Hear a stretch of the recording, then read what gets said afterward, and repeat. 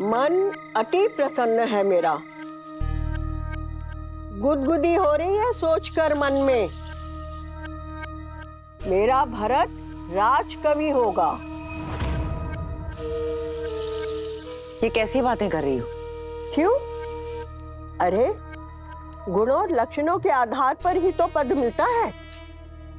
राम तो निश्चित ही राजा बनेगा और लक्ष्मण तो अवश्य ही सेनापति बनेगा, और शत्रुघ्न, उसे तो कोई छोटा मोटा मंत्री का पद मिल ही जाएगा। किंतु भरत, उसकी कविताएं तो पूरे संसार में प्रसिद्ध होंगी। कैकई वंश का वो पहला कवि होगा, है ना आनंद की बात?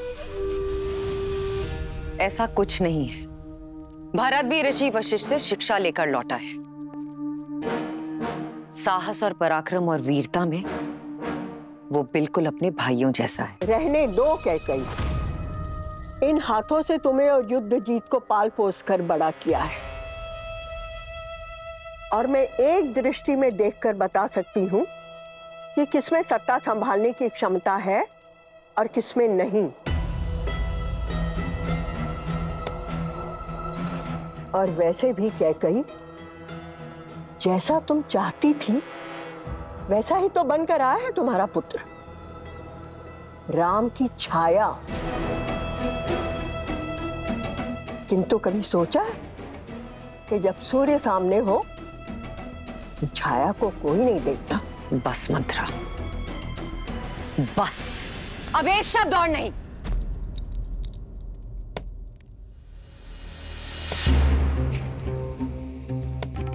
बुरा क्यों लगा कैकई?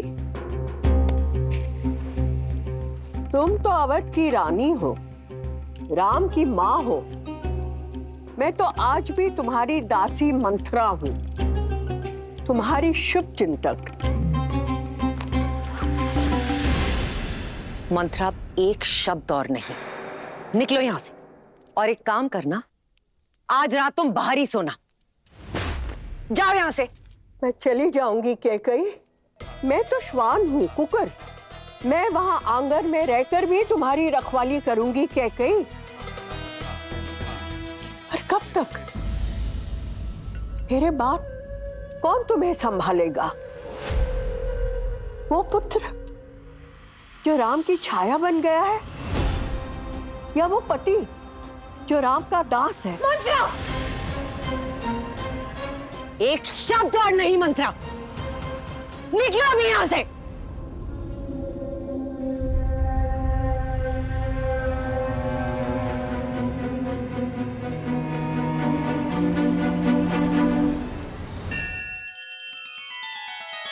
श्री रामचंद्र कृपालु भजु मन हरण भव भय दारुणम। नव कंज लोचन कंज मुख कर कंज पद कंजारुणम।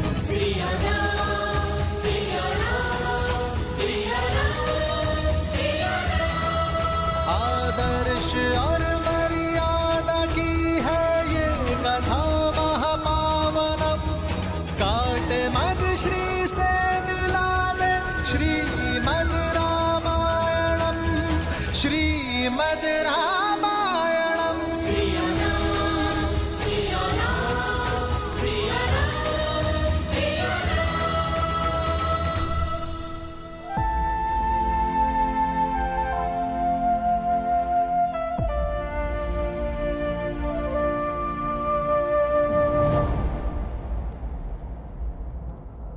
जैसा तुम चाहती थी वैसा ही तो बनकर आया है तुम्हारा पुत्र, राम की छाया।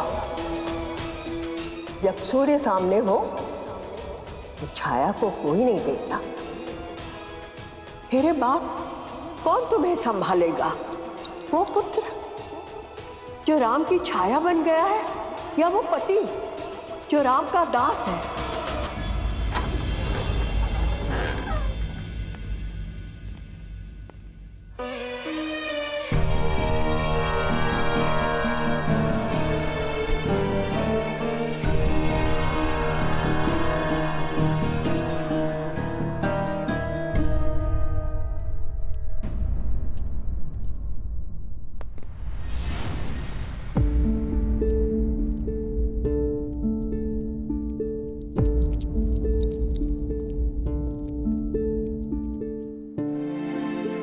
ऐसा पहले भी हो चुका है, किंतु तब आपके पुत्र आपके पास नहीं थे।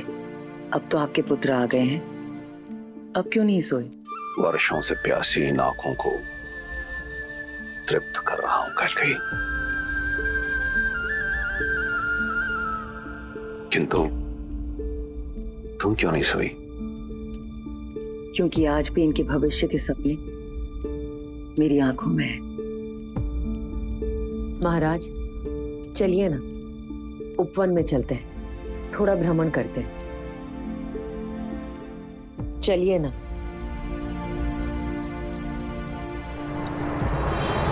नहीं कैकेयी, मेरे पुत्र अभी अभी लौटे और तुम उन्हें मुझसे दूर भेजने की बात कर रही? मैं उन्हें कल भेजने की बात नहीं कर रही।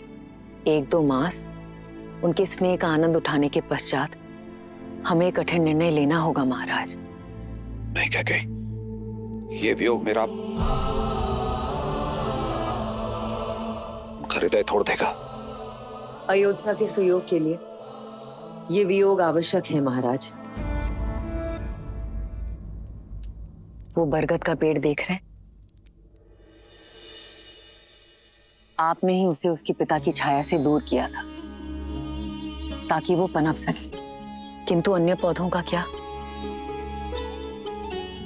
आपने कदाचित नहीं देखा है, लेकिन मैंने एक बात का अनुभव किया है। संदेह नहीं कि राम एक दिन अयोध्या पर राज करेगा, किंतु तब उसे विश्वस्त और अनुभवी भाइयों की आवश्यकता होगी। इस वक्त अति आवश्यक है कि हमारे सारे पुत्र राजकाज, सैन्य संचालन सीखें। राजनीति भी यही कहती है कि साम्राज्य के सभी पुत्रों को एक साथ एक स्थान पर नहीं होना चाहिए। आप जानते हैं मैं अपने पुत्रों से अत्यधिक प्रेम करती हूं, इसलिए चाहती हूं कि आप राम को राजकाज सिखाएं। भरत को मेरे भाई युद्धजीत के पास भेज दिया जाए तक्षशिला अभियान के लिए, लक्ष्मण को करुपदा और शत्रुघ्न को मधुपुर विजय के लिए। कैकेयी, तुम अपने पुत्र भरत की बात करो, मैं अपने अन्य पुत्रों को अपने से दूर कहीं नहीं भेजूंगा।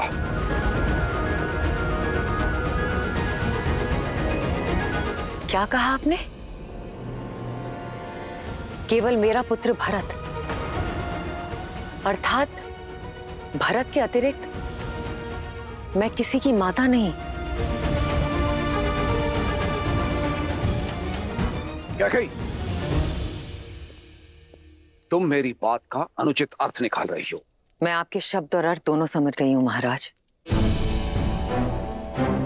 आप केवल मेरे पुत्र भरत को कैकैया जाने का आदेश दीजिएगा, और यदि वो प्रश्न करे तो उसे कह दीजिएगा उसकी कठोर मां कैकई ने आदेश दिया है।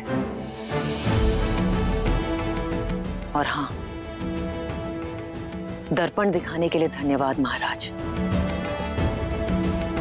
ये अनुभव करवाने के लिए कि मैं केवल भरत की माता हूं, राम की नहीं।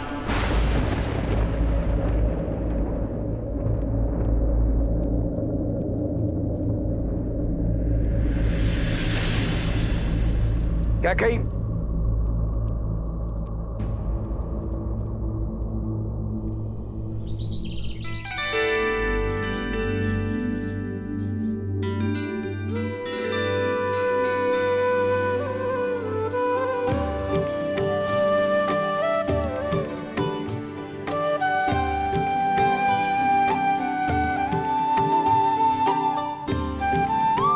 कुमार भरत, आपके लिए एक सूचना है।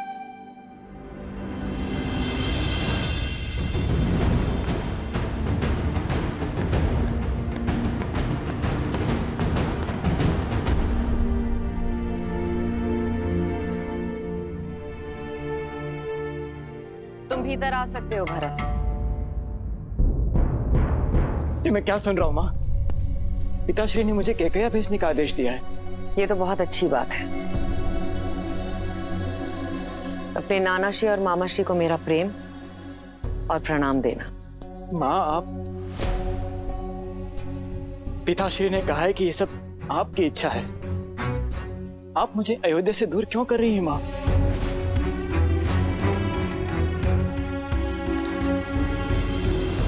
क्योंकि अपने भाई राम की छाया से दूर जाना आवश्यक है तुम्हारे लिए, अपने अस्तित्व को ढूंढने के लिए, स्वयं के लिए और राम के लिए।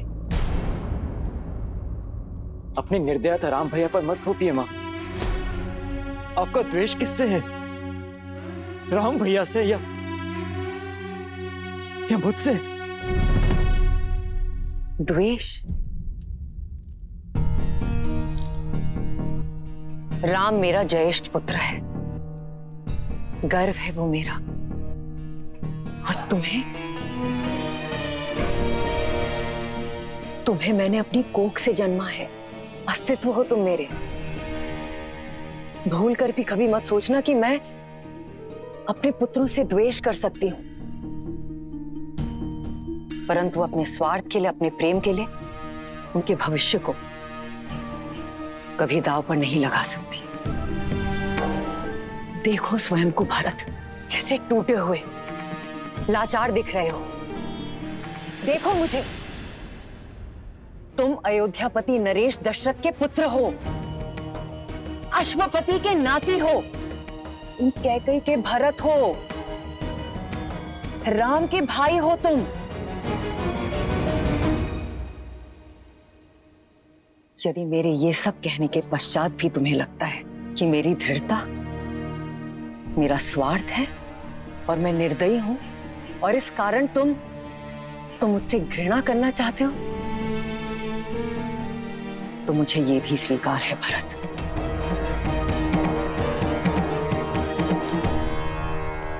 और यदि तुम ये मानते हो कि मैं अपने पुत्र राम से घृणा करती हूं,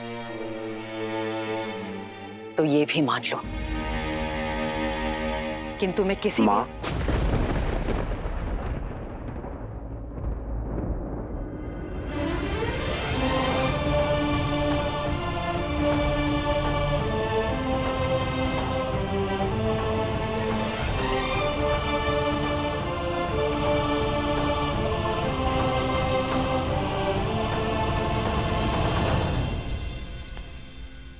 राम, मेरा कहने का वो तात्पर्य नहीं था। पुत्र और मां के बीच शब्दों का नहीं, भावों का संबंध होता है मां।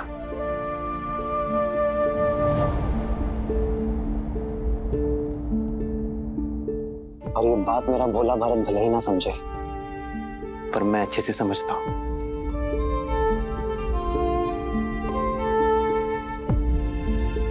पिताश्री का आदेश सुना तो आपको धन्यवाद देने चला आया।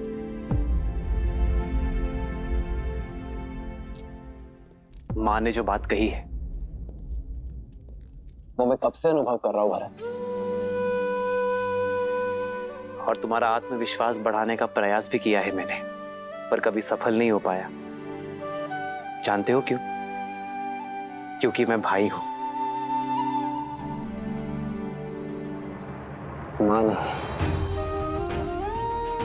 अपने बालक को मधु के भीतर लपेटकर कड़वी औषधि पिलाने की कला मुझ में नहीं है भरत। मां ठीक कहती है भरत, मुझे केवल एक सबल भाई की आवश्यकता नहीं है, अयोध्या को एक प्रबल सेनापति, एक प्रशासक की आवश्यकता है। स्वयं सोचो भरत, हर कार्य में तुम्हें मेरी सहायता, मेरी पहल की आवश्यकता होती है। यदि कल को कहीं मुझे जाना हुआ, अयोध्या से दूर, राज्य से दूर, तो कैसे संभालोगे तुम अयोध्या को? कैसे संभालोगे राज्य और परिवार को? क्या केवल माताओं का ही धर्म है कि अपनी संतान के उज्जवल भविष्य के लिए वर्तमान में दुख सहे? क्या हमारा कोई कर्तव्य नहीं भरत?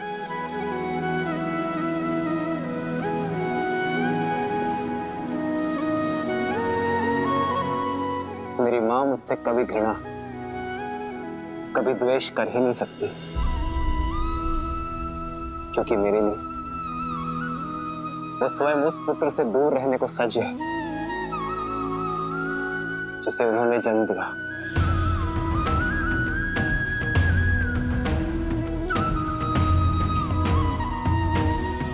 स्मरण रखना भरत, पुत्र को पुत्र हो सकता है, माता को माता नहीं।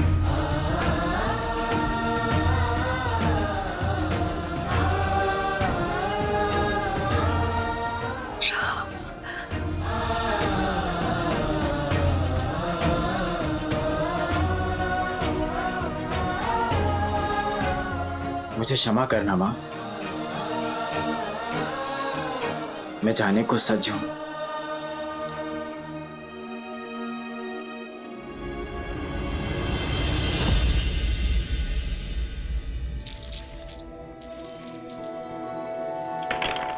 लो, मैं तो विजय के और निकट आ गई सुकीर्ति।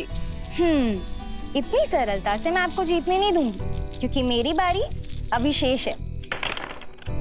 देखा, पौ 12 आप लोगों से आगे हुई ना उर्मिला दीदी।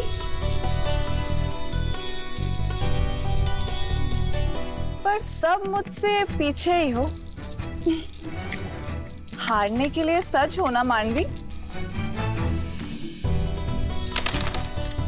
जीत तो सकती हो उर्मिला दीदी, किंतु केवल तभी जब सीता दीदी के पास से ठीक से ना गिरे।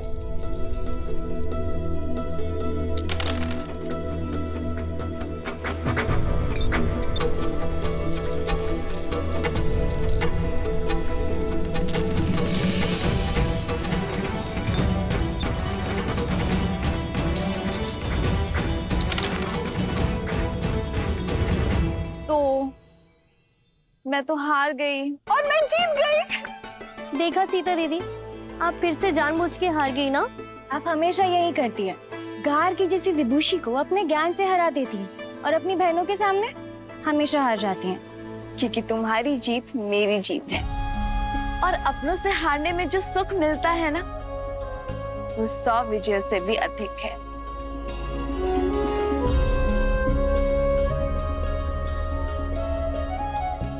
पिताश्री,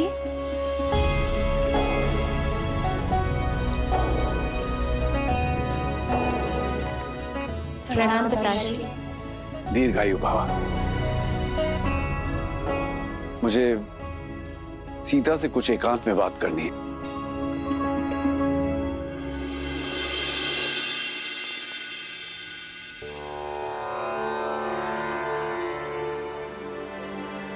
सीता, मैं जानती हूँ पिताश्री कि आप मुझसे क्या बात करना चाहते हैं। अपने पिता के मन की बात को सदैव कैसे समझ जाती हो पुत्री? जिस पिता ने इतनी कठिनाइयां सहकर अपनी पुत्री को सारे आनंद दिए, वो अपने पिता के मन की दुविधा को कैसे नहीं समझेगी पिताश्री? पुत्री की आयु होने पर हर पिता के मुख पर चिंता रहती है, और साथ ही आपके मुख पर यह भी उलझन है कि क्या आपकी पुत्री इस विवाह के लिए सज है या नहीं। तो इस उलझन का हल क्या है पुत्री? जब उलझन ही नहीं है तो हल कैसा पिताश्री? मैं आपसे ये नहीं पूछूंगी कि एक कन्या को अपना घर छोड़कर पराये घर में क्यों जाना होता है, क्योंकि मैं जानती हूँ कि एक स्त्री में ही इतनी शक्ति होती है कि वो अपना संसार छोड़कर एक नया संसार बना सके, अपने संस्कार, अपने आदर्श आने वाली पीढ़ी को दे सके जो उसने अपने पिता से पाए। पिताश्री, संसार समझता है कि स्त्री का कोई एक घर नहीं होता, जहां जन्मी वो मायका और जहां जाती है वो ससुराल। परंतु पिताश्री, मेरा मानना है कि कन्या सौभाग्यशाली होती है, क्योंकि उसके एक नहीं 2-2 घर होते हैं। जहां जन्म लेती है उनसे नाता जुड़ा रहता है, और जहां जाती है उन्हें भी अपना बना लेती है।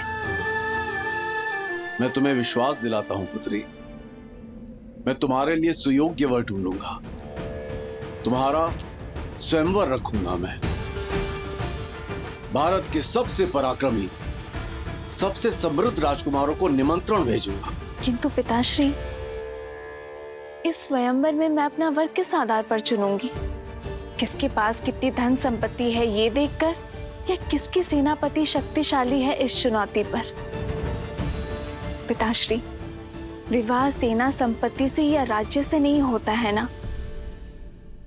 क्या इस स्वयंवर में मैं उस वर को चुन पाऊंगी जिसके साथ मैं जीवन के हर क्षण में प्रसन्न रहूंगी?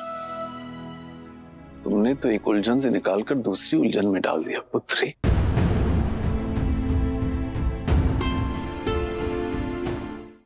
हरिओम ऐप के माध्यम से कीजिए वृंदावन में स्थित बांके बिहारी मंदिर के वीआईपी दर्शन बिना लंबी कतार और पंडित जी के मार्गदर्शन में, जहां श्याम वर्णीय राधा कृष्ण का मिलाजुला स्वरूप विराजित है। ऐसे बांके बिहारी के मनोहारी दर्शन कर पुण्य कमाएं। अभी डाउनलोड करें हरिओम ऐप। माता, कुछ अति महत्वपूर्ण होने वाला है। पिताश्री ने शीघ्र बुलाया है।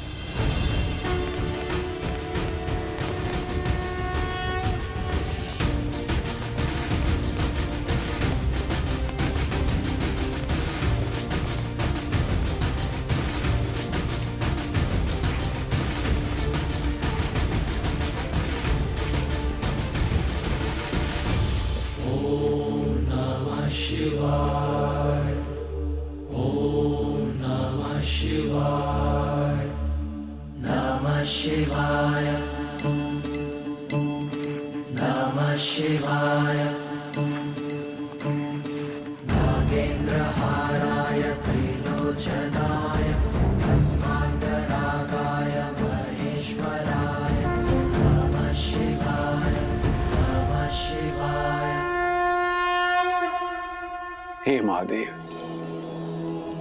मेरी पुत्री सीता को जैसा वर चाहिए केवल आप ही दे सकते हैं। अब मुझे समझ में आया, 8 वर्ष की आयु में कदाचित सीता का आपका धनुष उठाना मेरे लिए संकेत था कि आप सीता के भविष्य का उत्तरदायित्व उठाएंगे। प्रभु, मैं सीता के स्वयंवर की घोषणा करना चाहता हूं।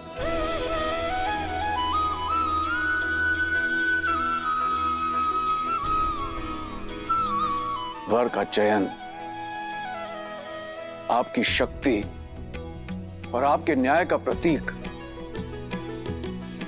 आपका महाधनुष पिनाक होगा।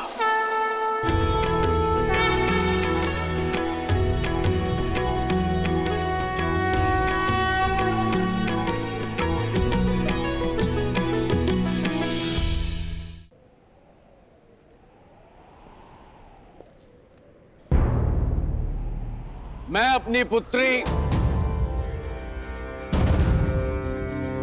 सीता के स्वयंवर की घोषणा करता हूं।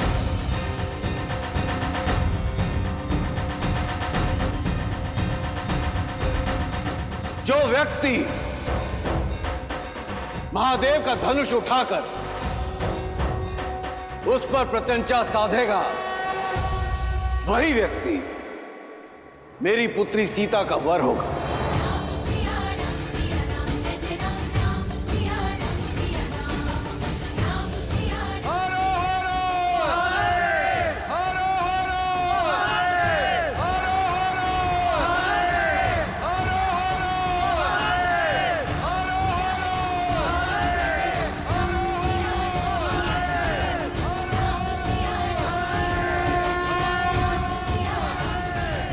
जनक ने सीता के लिए वर ढूंढने का उत्तरदायित्व आप पर छोड़ दिया है प्रभु।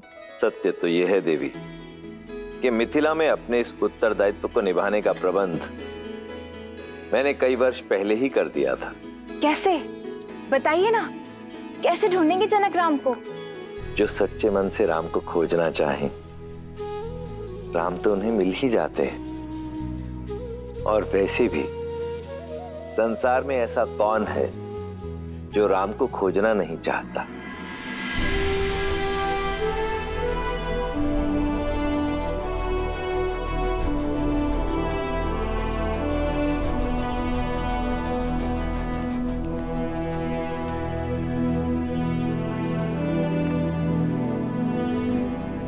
प्रणाम पिताश्री। आयुष्मान भव। मैं कल भोर होने पर कह जा रहा हूं पिताश्री। आपकी अनुमति लेने आया हूं।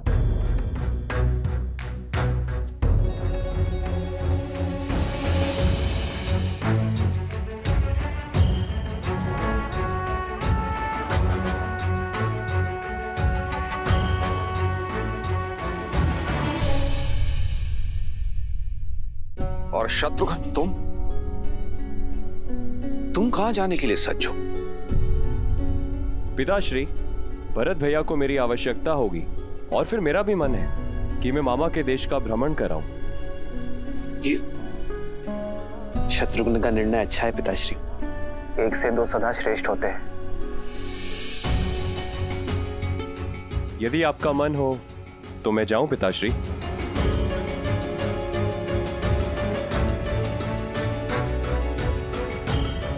चिंता ना करें पिताश्री, मैं हूं ना आपके पास।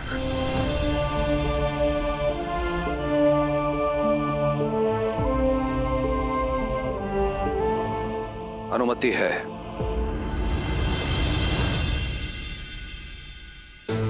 तुमने 2 अंधों के जीवन का सहारा छीना है। तुम भी अपनी आंखों के तारे से दूर हो जाओगे।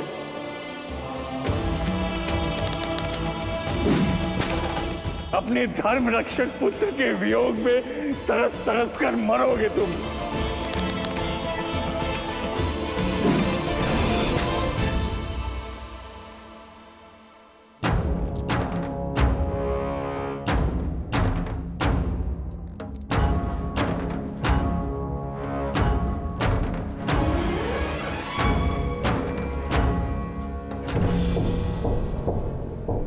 प्रणिपात ऋषिवर।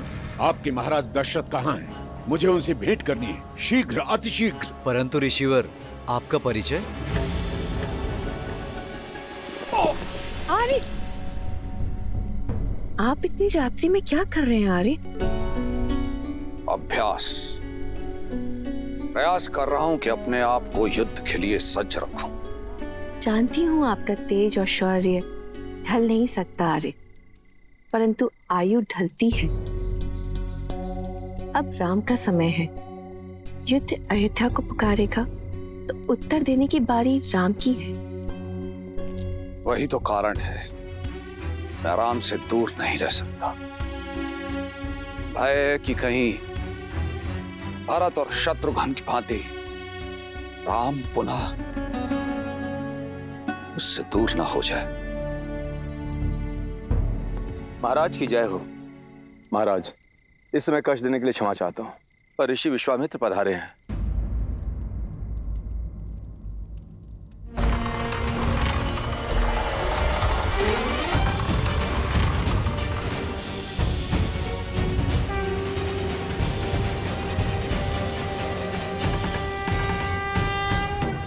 अयोध्या की भूमि पर आपके चरण पड़े, अयोध्या धन्य हुई। अपने चरण कमलों से इस भूमि को पावन करें ऋषिवर, पधारिए।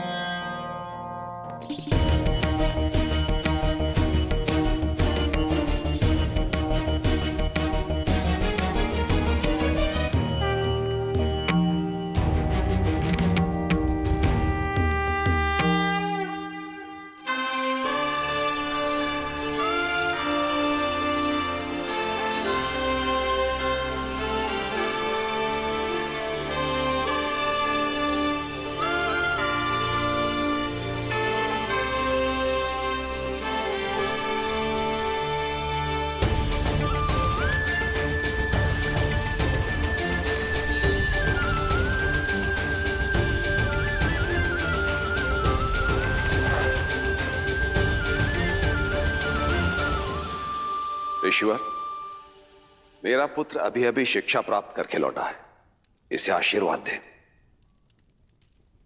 राजन, किसी भी व्यक्ति को आशीर्वाद देने से पूर्व उस व्यक्ति की पात्रता की जांच की जाती है। और फिर मैं यहां देने नहीं, लेने आया हूं। आज्ञा ऋषिवर। मारीच और सुबाहु दो राक्षस हैं जो निरंतर मेरे यज्ञ में बाधा डालते रहते हैं। मृत पशुओं का रक्त और उनका मांस डालकर उसे अपवित्र करते रहते हैं। ऐसा नहीं है राजन कि मैं उनका संहार नहीं कर सकता, परंतु ब्रह्मर्षि होने के बाद मैंने शस्त्र त्याग दिए हैं, इसलिए। सुमंत, हम इसी क्षण ब्रह्म ऋषि के आश्रम की ओर प्रस्थान करेंगे। उन दोनों दंड राक्षसों का मैं स्वयं संहार करूंगा। ऋषिवर, यह मेरा वचन है, आपकी मांग अवश्य पूर्ण होगी। इस तुच्छ कार्य के लिए स्वयं अयोध्यापति वहां जाएं, ये तो उचित नहीं लग रहा है।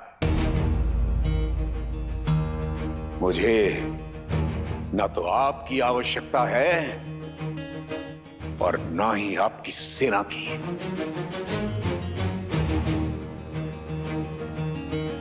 तो ऋषिवर, मैं और क्या दे सकता हूं?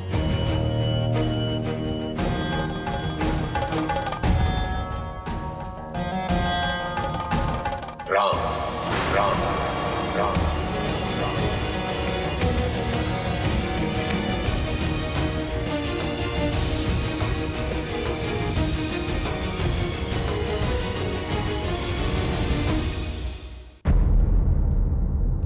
राजन, आप अपने पुत्र के लिए आशीर्वाद चाहते थे और मैं सहाय था। आप राम मुझे दे दीजिए, दोनों की इच्छाओं की पूर्ति हो जाएगी। किंतु ऋषिवर, मेरा राम, वो तो बालक है अभी। तो यूं समझिए कि उस बालक के बड़े होने का समय आ गया। किंतु मेरे राम को तो युद्ध का अनुभव ही नहीं है ऋषिवर। राजन, अनुभव युद्ध करने से होता है, और फिर जो शिक्षा आदरणीय ब्रह्मर्षि वशिष्ठ ने उसे दी है, उसकी परीक्षा भी हो जाएगी।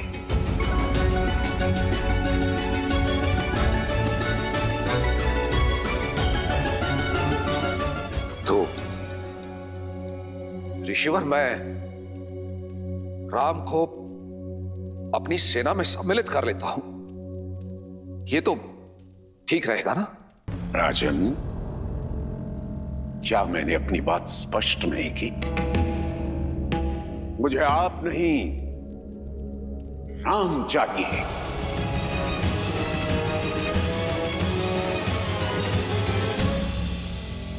ऐसा अनर्थ न करे ऋषिवर। राम तो अभी अभी लौटा है। इसका वियोग मेरे प्राण हर लेगा ऋषिवर, मेरे प्राण हर लेगा। रघुकुल रीति सदा चले आई, प्राण जाएं पर वचन न जाए। परंतु ऐसा प्रतीत होता है कि आप इन शब्दों को विस्मृत कर गए हैं राजन। प्राणों की इतनी ही चिंता है तो रघुकुल की वचनबद्धता का ढिंढोरा क्यों पीटते हैं अयोध्यापति? विश्वास नहीं होता कि आप महान राजा हरिश्चंद्र के वंशज हैं, जिसने अपना सब कुछ त्याग दिया था अपने शब्दों का मान रखने के लिए। पहली बार अयोध्या ने निराश किया।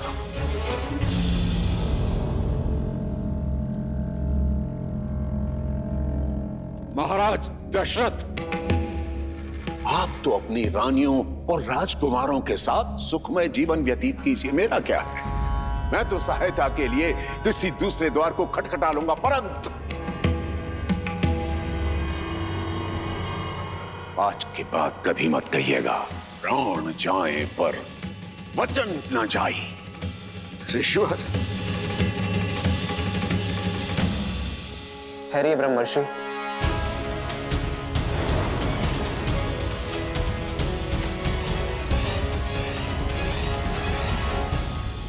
आप धर्मपरायणता के अवतार हैं, ज्ञान में सर्वश्रेष्ठ है। आप किसी भी असुर को स्वयं दंडित करने में सक्षम हैं, किंतु ब्रह्मत्व का मान रखने और रघुकुल का मान बढ़ाने स्वयं अयोध्या आए हैं। आपके साथ चलना मेरा सौभाग्य होगा गुरुवर। केवल एक अनुरोध है, कल प्रातः तक प्रतीक्षा कीजिए, अयोध्या का स्वागत स्वीकारिए। ठीक है, कल प्रातः काल तक का समय है तुम्हारे पास।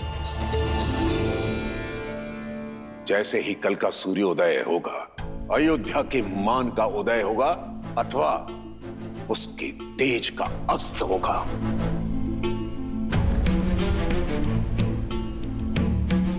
आचार्य।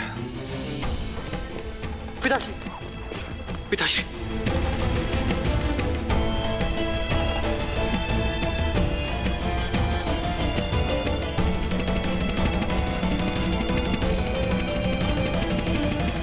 प्रणाम गुरुदेव।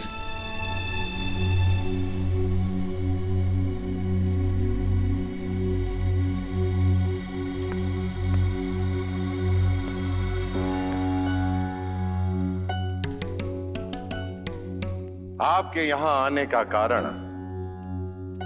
केवल यज्ञ की रक्षा करना नहीं था, इतना तो मैं समझ गया हूं ब्रह्मर्षि विश्वामित्र। आप राम को परखते आए हैं। ब्रह्मर्षि, क्या आपको इतना भी अनुभव नहीं कि राम स्वयं नारायण है? अनुभव किया है ब्रह्मर्षि, परंतु सामने रखी धातु स्वर्ण होते हुए भी उसकी परख की जाती है। और आप तो भली भांति जानते हैं, नारायण समय समय पर अनेक अवतार लेते रहे। परशुराम स्वयं उनके एक अवतार हैं। हर अवतार का एक उद्देश्य होता है, जैसे इस अवतार का उद्देश्य मर्यादा की स्थापना है।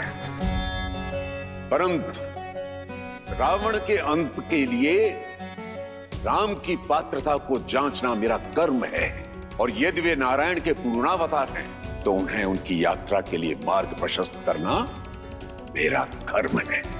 आप क्रोधित हो गए ब्रह्मर्षि?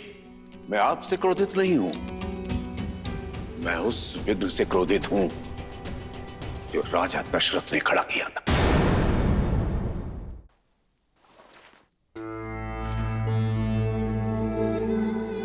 सेवकों, राजवैद्य को सूचित करो कि तुरंत आए।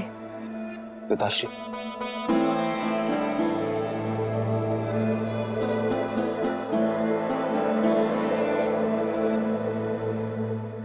आपका स्वास्थ्य सदा ठीक रहता है पिताश्री। ये अचानक क्या हुआ आपको? थक गया हूं, विश्राम की आवश्यकता है।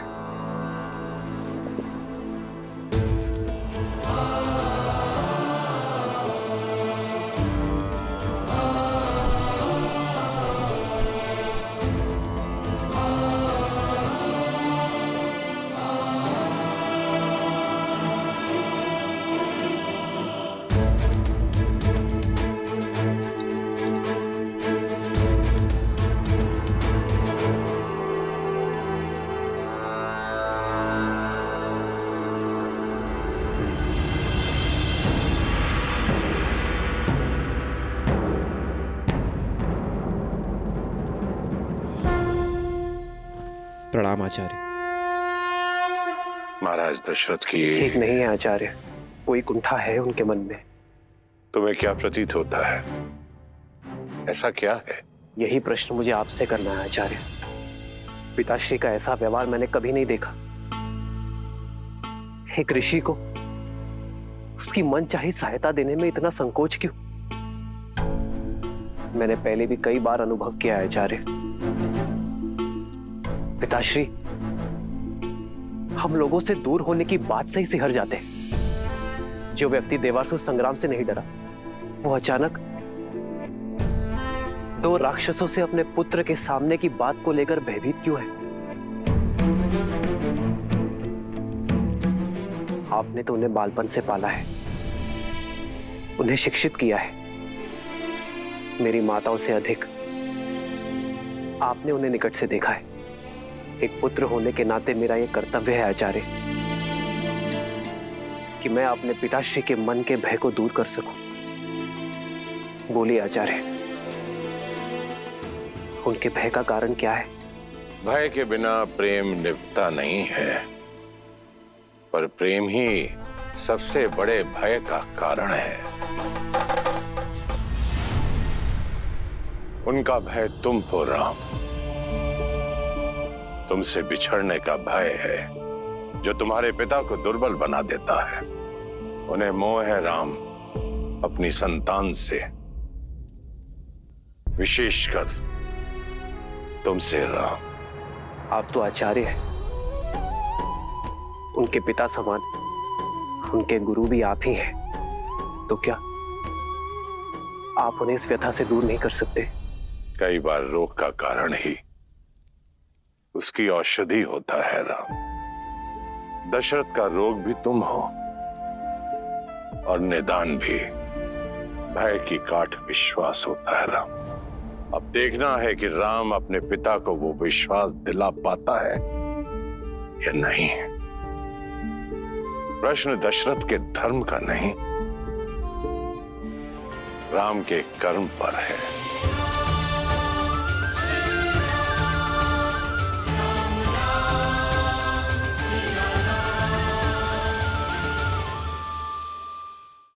ये वन तो बड़ा भयावह है, अवश्य ही राक्षसों का गढ़ है। राक्षसों का नहीं, राक्षसी का। ताड़का चेतावनी नहीं लेती, वो चुनौती लेती है। ताड़का के वध के लिए ही तुम्हें लाया हूँ राम। संहार कर दो इस ताड़का का। किंतु स्त्री का वध अधर्म है गुरुवर। सीता दीदी कहीं नहीं जाने वाले, क्योंकि जिस शिव धनुष को सैकड़ों लोग मिलके केवल हिला पाते हैं, उसे कौन तो उठाएगा और कौन प्रचंड चढ़ाएगा। हरिओम ऐप के माध्यम से करें महादेव के तीसरे नेत्र से जन्मे काल भैरव के वीआईपी दर्शन। बिना लंबी कतार में लगे और पंडित जी के मार्गदर्शन में काशी कोतवाल श्री काल भैरव के दर्शन के बिना अधूरी है बाबा विश्वनाथ धाम की यात्रा। तो अभी डाउनलोड कीजिए हरिओम ऐप और पूरी करें यात्रा।